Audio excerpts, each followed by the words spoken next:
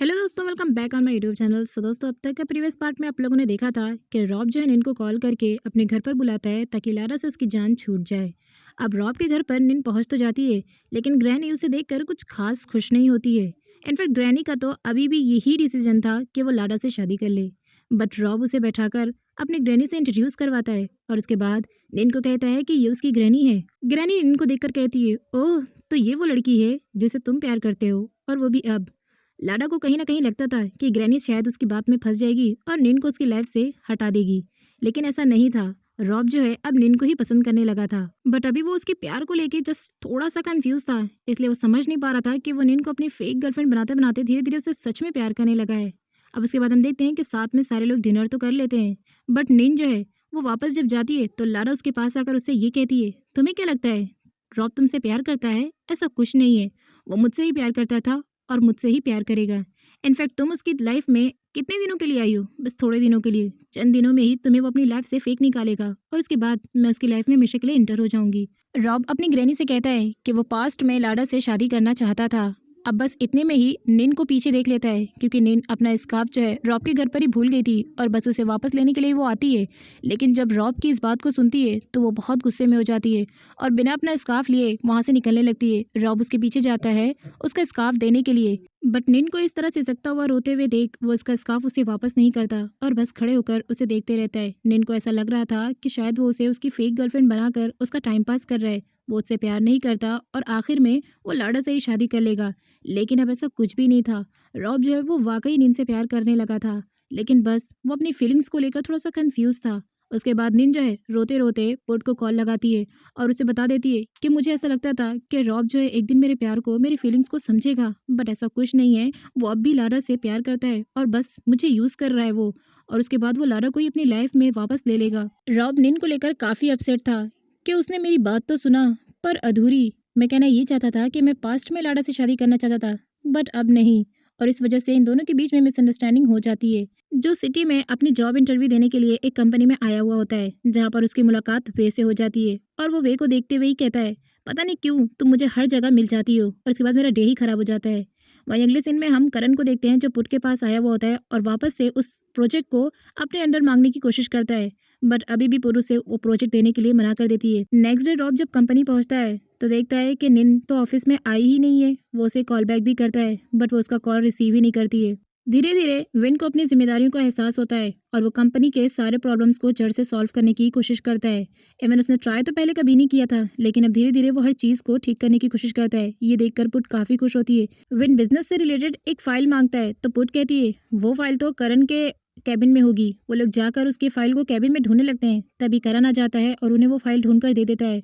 और उसके बाद वो सोचता है, अच्छा हुआ मैं टाइम पर आ गया, वरना ये पुट पता नहीं मेरे कैबिन में और क्या क्या ढूंढने लगती। इससे तो मुझे छुटकारा पाना होगा। दूसरी तरफ हम देखते हैं कि निन जो है लाइब्रेरी पहुंची होती है। रॉब भी वहां पर पहुंच जाता है और वो उसे रोकता है कि उसे उससे कुछ बात करनी है। बट वो कहती है मुझे तुमसे कोई बात नहीं करनी है। रॉब कहता है बट मुझे तो तुमसे बात करनी है ना। वो कहती है अगर तुम्हें बात करनी है तो जाओ अपनी लाडा से करो, जिसके साथ तुम पास्ट में भी खुश थे और प्रेजेंट में भी खुश हो। वो कहता है देखो मेरी बात को गौर से सुनो। मैं ग्रैनी से कल अपने पास्ट के बारे में बात कर रहा था और तुमने मेरी बात को अधूरा सुन लिया। मैं बस ग्रैनी से ये कह रहा था कि मैं लाडा से पास्ट में शादी करना चाहता था, क्योंकि मैंने उसे प्रपोज किया था। इवन मेरे दिल में उसके लिए फीलिंग्स भी थी। बट जब वो मुझे छोड़कर चली गई तो मेरी फीलिंग्स भी उसके साथ ही खत्म हो गई। वो गुस्से से जा रही होती है, बट फिर से रॉब उसका हाथ पकड़कर उसे रोकता है और कहता है मेरी बात पर यकीन करो, मैं सच कह रहा हूँ, क्योंकि मैं तुमसे झूठ नहीं बोल सकता। निन कहती है क्यों यकीन करूँ मैं तुम्हारी बात पर? आखिर क्या सच्चाई है तुम्हारी बातों में? रॉब कहता है क्योंकि मैं तुमसे झूठ नहीं बोल सकता हूँ। मेरा दिल गवारा नहीं करता कि मैं तुमसे झूठ बोलूं। और उसका हाथ पकड़कर उसे बातें करने लगता है। अब एक बार फिर से निन को रॉब की बातों पर यकीन आ जाता है और वो उससे अपने मिसअंडरस्टैंडिंग को दूर कर लेती है। रॉब अपने साथ उसका स्कार्फ भी लाया होता है और फिर वो उसे गले में डाल देता है। निन को भी अब रॉब की बातों पर यकीन हो गया था, इसलिए वो चुपचाप हंसते हुए वहां से चली जाती है। नाइट के सीन में आंट और पुट की मॉम डिनर कर रहे होते हैं। तभी आंट को ऐसा लगता है कि उन्होंने खिड़की के बाहर किसी को देखा है और वो मॉम से कहती है, बट मॉम कहती है हो सकता है तुम्हारा भरम हो, कोई भी वहाँ पर तो नहीं है। बट आंट ने बिल्कुल सही देखा था। वहाँ पर कौन था और उसके हाथों में कैरोसिन था। कौन यहाँ पर कुछ गड़बड़ करने के लिए आया था? वो पुट के डैड के ड्रीम प्लेस पर पूरा कैरोसिन डालकर आग लगा देता है। जब वर्कर ये इस आग को भड़कते हुए देखते हैं तो वो भी काफ़ी ज़्यादा परेशान हो जाते हैं कि हमारे गांव में किसने इतनी बड़ी आग लगा दिया। वो जाकर फटाफट से आंट और मॉम को इस बात को बारे में बता देता है। मॉम जैसे ही आती है तो वो अपने हस्बैंड की फेवरेट प्लेस को इस तरह जलता हुआ देख बहुत ज़्यादा रोने लगती हैं। आंट फ़ौरन ही पुट के पास कॉल करती है और उन्हें बता देती है कि तुम्हारे डैड के ड्रीम प्लेस पर किसी ने आग लगा दी है। वो भी बहुत ज़्यादा हड़बड़ाहट में उठती है और फटाफट ये सारी बातें विन को बता देती है और विन को अपने साथ गांव ले जाने के लिए कहती है।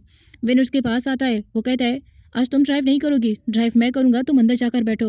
उसका तो रोते रोते बुरा हाल ही हो गया था। फिर वो उसे गांव लेकर पहुंचता है। इधर मॉम और आंट का रो रो कर बुरा हाल हो गया था कि ये सब कुछ क्या हो गया। पुट जैसे ही पहुंचती है और अपने डैड की ड्रीम प्लेस पर इस तरह भड़कती हुई आग को देखती है तो उसके अंदर भी पूरी आग लग जाती है। वहीं कौन जो है करण को कॉल करके बता देता है कि उसने उसे जिस काम के लिए भेजा था वो काम उसने बहुत अच्छी तरीके से कर दिया है। करण कहता है ठीक है, अब वो पूरी यहाँ नहीं रहेगी बल्कि अपने गांव ही जाकर बस जाएगी। वहीं पुट जब ये सब कुछ देखती है तो वो इतनी ज़्यादा शॉक्ड हो जाती है कि अपने डैड के बारे में सोचने लगती है कि डैड हमेशा से यहाँ पर बहुत सारे फ्लावर्स और प्लांट्स को ग्रो करना चाहते थे। मैं उनका ये ड्रीम पूरा करना चाहती थी बट नहीं कर पाई और स्ट्रेस में वो बेहोश हो जाती है। विन सही टाइम पर पुट को गिरने से बचा लेता है और जब पुट की आँख खुलती है तो वो हॉस्पिटल में होती है और अपने पास वो विन को लेटा हुआ देखती है। उसके बाद वो विन को उठाती है और उससे पूछती है, तुम रात भर यहीं पर थे क्या मेरे पास? वो कहता है हाँ, मैं रात भर तुम्हारी देखभाल कर रहा था और उसका हाथ पकड़कर उसे तसल्ली दिलाता है कि टेंशन मत लो, सब कुछ ठीक हो जाएगा। मैं बहुत जल्द उस क्रिमिनल को सामने ले आऊँगा जिसने ये सब कुछ किया। इतने में हम जू को देखते हैं जो कि पुट की कंडीशन को सुनकर उससे हॉस्पिटल में मिलने के लिए आया होता है। जो पुट से कहता है तुम्हारा तो कोई भी दुश्मन नहीं है, मुझे ऐसा लगता है कि ज़रूर इस विन का ही कोई दुश्मन होगा जिसने तुम्हें परेशान करने के लिए ये सब कुछ किया। मॉम और आंट भी सोचने लगते हैं कि आखिर ये सब कुछ किसने किया है। वहीं विन जो है इन्वेस्टिगेशन शुरू करवा देता है और इंस्पेक्टर से कहता है कि आपको जो करना है जल्दी कीजिए, मुझे क्रिमिनल मेरे सामने चाहिए। दूसरी तरफ डॉक्टर जो है पुट की हालत को देखकर कहता है कि अब वो पहले से बेटर है और उसे कल डिस्चार्ज भी मिल जाएगा। निन और रॉब को जैसे ही पुट की कंडीशन के बारे में पता चलता है तो वो भी उससे मिलने के लिए गाँव पहुँच आते हैं और उसको कहते हैं जल्दी से ठीक हो जाओ क्योंकि तुम बिस्तर पर बिल्कुल अच्छी नहीं लग रही हो।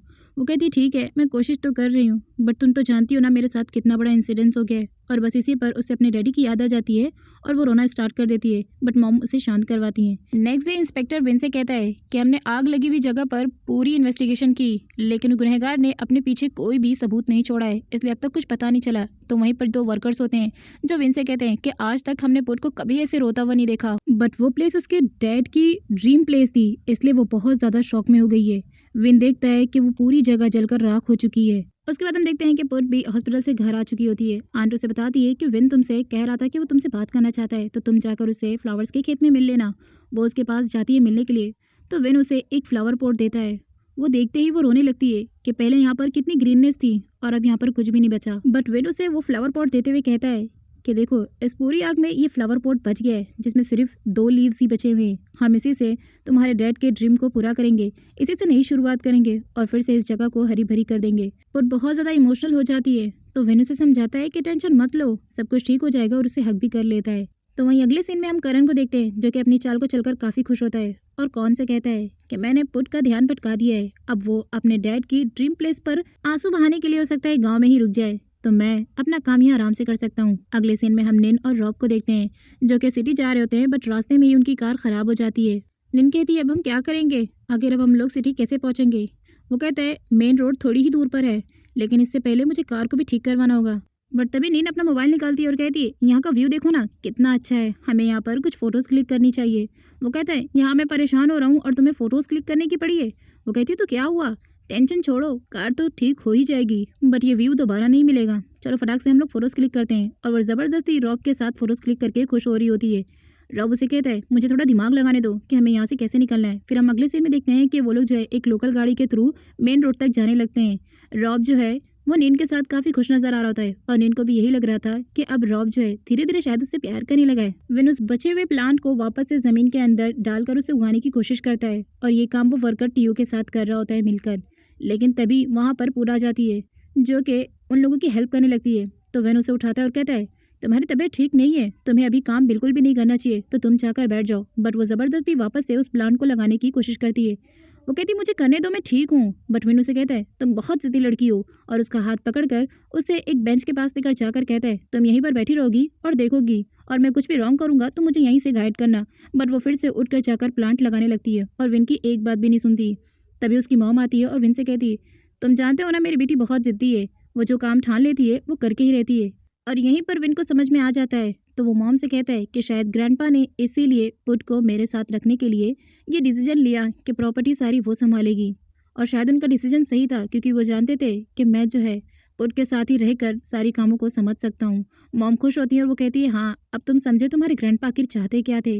वो पुट की तरफ देखता है और बस देखता ही रह जाता है। नाइट के सीन में पुट अकेले बैठकर विन के बारे में सोच रही होती है कि जो लड़का इतना अय्याश था वो रात भर जागकर मेरी खिदमत कर रहा था। इवन उसने मुझे कितनी तसल्ली दी, मुझे समझाया कि मुझे आगे क्या करना है और क्या नहीं। तभी उसके पास मॉम आ जाती हैं और वो पुट से कहती हैं, तुम विन को जितना बुरा समझती थी वो इतना बुरा नहीं है, वो एक अच्छा लड़का है। तो वो कहती है, मॉम हाँ मैं आपकी बातों को समझ रही हूँ, बट बार बार उसकी तारीफ करना ज़रूरी है क्या। मॉम कहती हैं, बेटा वो तारीफ के काबिल है। इनफैक्ट क्या तुम नहीं देख रही हो कि उसने खुद को कितना चेंज कर लिया है, और वो भी सिर्फ तुम्हारे लिए। ये सुनकर वो मॉम से कहती है, मेरे लिए आपका मतलब क्या है। मॉम कहती हैं, कहीं ऐसा तो नहीं कि विन तुमसे प्यार करने लगा है। बट पुट कहती है, मॉम ऐसा नहीं है, वो इतना बड़ा रिचेस्ट पर्सन है, आखिर भला वो मुझ जैसी गरीब लड़की से क्यों प्यार करेगा। आपको कोई गलत फहमी हो रही है।